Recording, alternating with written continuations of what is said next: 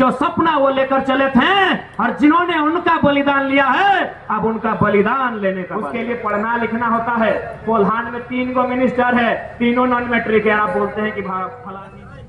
आज निर्मल दा की शहादत दिवस है। निर्मल दा जैसे हजारों लोगों ने शहादत दिया है, गिनती नहीं होगी। यदि झारखंड राज्य के इतिहास को, झारखंड राज्य के इतिहास में जितनी भी शहादतें हुई हैं, जितने लोगों ने अपने प्राणों की आहुति दी है, अगर उसे हम कागज कलम के साथ गिनने बैठेंगे तो हमें लगता है गिनती पूरी नहीं हो पाएगी। अब एक सवाल बनता है, एक तो क्वेश्चन कि भाई इतने लोगों ने अपनी जान क्यों दे दी? निर्मल दा रहे, सुनील दा रहे या फिर अन्य जितने भी हमारे क्रांतिकारी रहे, आखिर इतने लोगों ने जान क्यों दिया? क्या कारण था? उनका भी परिवार था, छोटे छोटे भाई थे, माँ थी। अभी सुनील दा की माँ आज मोटा मोटी 90-95 साल की उम्र में आपके सामने आकर बैठी थी, इनका भी तो परिवार था। आखिर क्या कारण था कि उन्होंने हंसते हुए अपना जान दिया? कारण था झारखंड, कारण था झारखंडी लोग, कारण था झारखंडी लोगों का अधिकार। तो क्या आज उनको अधिकार मिला है? मिला है? यदि आज भी झारखंडी लोगों को अधिकार नहीं मिला है तो हम चाहेंगे कि निर्मल दा को साल में 2 बार पुष्प की माला चढ़ाने से बेहतर होगा जो सपना वो लेकर चले थे और जिन्होंने उनका बलिदान लिया है अब उनका बलिदान लेने का बारी आया है। क्योंकि आज अगर हम अब लड़ाई को नहीं लड़ते हैं, आज की यदि हम लड़ते न जाए तो एक दिन ऐसा आएगा कि हमारे पास कुछ नहीं बचेगा। आज से 100 साल पहले जब टाटा की स्थापना हो रही थी, जिसे आज टाटा जमशेदपुर के नाम से जानते हैं, तो बताइए इतना जो बड़ा बड़ा बिल्डिंग, बड़े बड़े कारखाने, ये बड़ी ऊंची ऊंची इमारतें किनकी थी? ना यहाँ ऊंचा इमारत था, ना कल कारखाना था, ना कोई फैक्ट्रियां थी। यहाँ क्या था?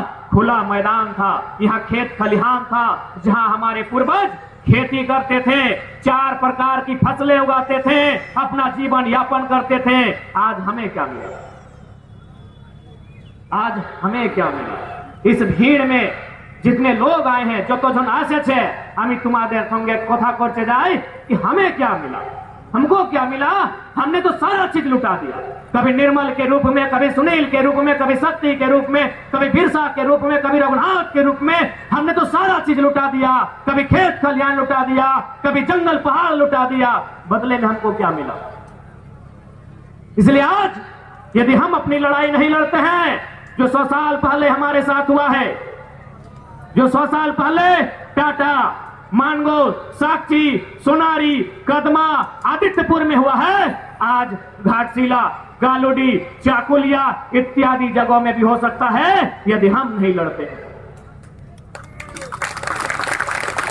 यदि आज हम अपनी लड़ाई नहीं लड़ते हैं तो क्या पता ये खुला मैदान जहां हम बैठे हैं ये भी हमारा रहेगा कि। इसलिए आज सबसे पहले स्पष्ट कहना चाहेंगे कि आज अगर पूरे भारत के मानचित्र में सबसे खनिज संपदा वाला राज्य कोई है तो झारखंड है। लेकिन दुर्भाग्य की बात है कि सबसे पिछड़ा राज्य भी हमारा झारखंड है, सबसे पिछड़ा राज्य। कारण क्या है? जब झारखंड राज्य सन 2015 नवंबर को बिहार के हिस्से से काट के अलग किया गया था, तो उस समय हमारे राज्य के प्रथम राज्यपाल माननीय प्रभात कुमार ने एक कथन कहा था कि जिन साधन संसाधन के साथ झारखंड राज्य अलग हुआ है, आने वाले 20 सालों में पूरे भारत देश का, पूरे हिंदुस्तान का ये नंबर 1 राज्य होगा। क्या आज झारखंड पूरे भारत का नंबर 1 राज्य है? अपितु नंबर 1 नहीं, पीछे से नंबर 2, नंबर 3, नंबर 4 राज्य बना हुआ है। ये दुर्भाग्य हमारे राज्य का। तो कमी कहां रही? मिस्टेक बताए कि भाई कमी कहां रही? कमी मुख्यतः 2-3 जगह रही। सबसे पहली शासन और प्रशासन में।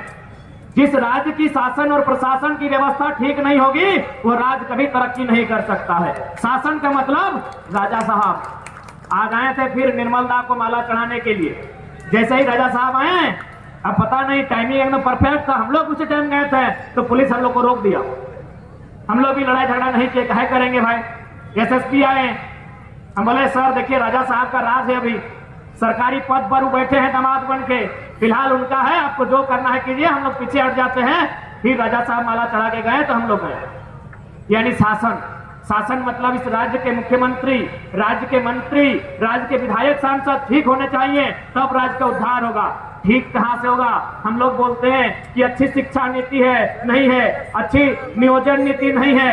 अरे भाई उसके लिए पढ़ना लिखना होता है। कोल्हान में 3 गो मिनिस्टर है, तीनों नॉन मैट्रिक है, आप बोलते हैं कि फला नहीं होता है। 3टा मंत्री अच्छे एखाने এইখানে এই কোলহানের মাটি 3টা মন্ত্রী আছে, তিনও ঠেপা ছাপ আছে। আর তুমি বলছি কি ঝাড়খণ্ডের ভোলা নাই, কেমন ভালো হবে ভাই? তুমি বুঝাও তো আমাকে। 3টা মন্ত্রী আছে, 3টাও এই আঙুঠা ছাপ আছে। একটা নারী আছে, তো আমি ওদের কাছে টেপা টিপনি করবো না, কিন্তু একটা কুদরা ভূত, একটা বন্যা, এই ঠেপা ছাপ মিনিস্টার, ठेपा छाप मिनिस्टर। और हम लोग बोलते हैं कि नियोजन नीति सही नहीं है, शिक्षा नीति सही नहीं है। जो लोग 5वां नहीं पढ़ा है और पीएचडी वाला बोलता है कि अभी तक प्रोफेसर की बहाली नहीं आई, कहां से आएगी?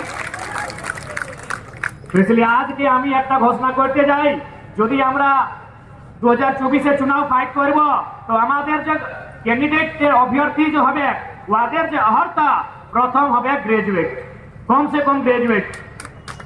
यानी हमारे साथ अगर भविष्य में कोई इलेक्शन फाइट करेंगे तो बकायदा आज इस मंच के माध्यम से घोषणा करते हैं, यदि भविष्य में हम लोग विधायक सांसद के लिए चुनाव लड़ेंगे तो हमारी जो पहली योग्यता होगी, द फर्स्ट कैपेबिलिटी, वो होगी कम से कम ग्रेजुएशन। पढ़ा लिखा है नहीं, कैसे नीति बनाएगा बताइए? इसलिए हमारी पहली योग्यता होगी ग्रेजुएशन।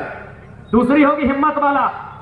हिम्मत वाला यानी टाटा से टकराने वाला, हिम्मत वाला यानी बीसीसीएल, हमारे धनबाद बोकारो में बीसीसीएल है, कोयला का खदान है, बीसीसीएल से टकराने वाला, बड़ी बड़ी कंपनियां, बड़े बड़े बिल्डर, बड़े बड़े माफिया, उनसे टकराने वाला। अब मान के चलिए हम पढ़ा लिखा चुन लिए, वो बीए नहीं एमए किया है, डॉक्टरी किया है, लेकिन जैसे ही 2 दबंग सामने आके खड़ा हो गया, वो पीछे हट जाएगा। तो हमको भी ऐसा लीडर नहीं चाहिए, हमको तब सुनील महतो जैसा जिगरा चाहिए, जो गोली चले तो फिर से उठ के खड़ा हो जाए।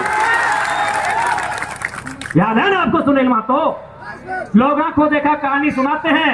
हम लोग तो उस समय छोटा छोटा थे, हम लोग उस समय 5वां 6ठा क्लास में पढ़ते थे।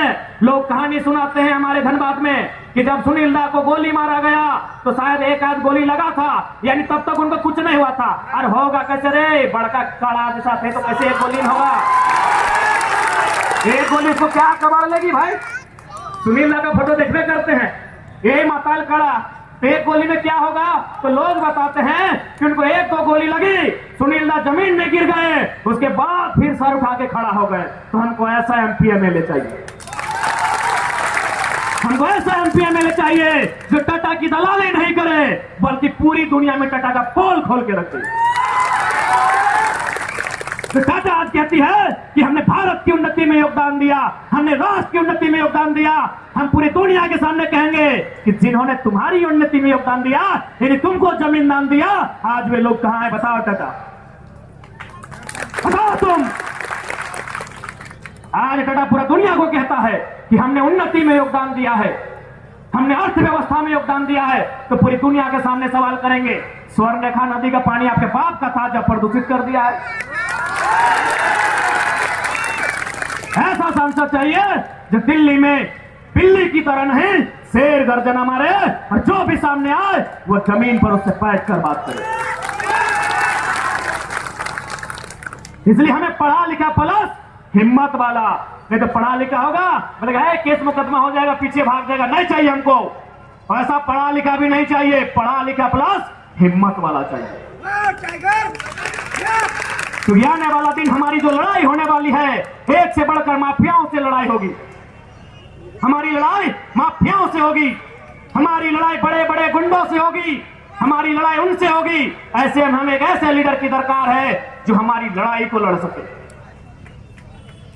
आज आप देख सकते हैं झारखंड के किसी कोने में चले जाएं, यहाँ के लोगों के साथ अमानवीय व्यवहार किया जाता है। ऐसा व्यवहार किया जाता है कि जैसे यहाँ के लोग इंसान ही नहीं है। आपके यहीं जादूगोड़ा में यूरेनियम पाया जाता है, सुने होंगे आप लोग।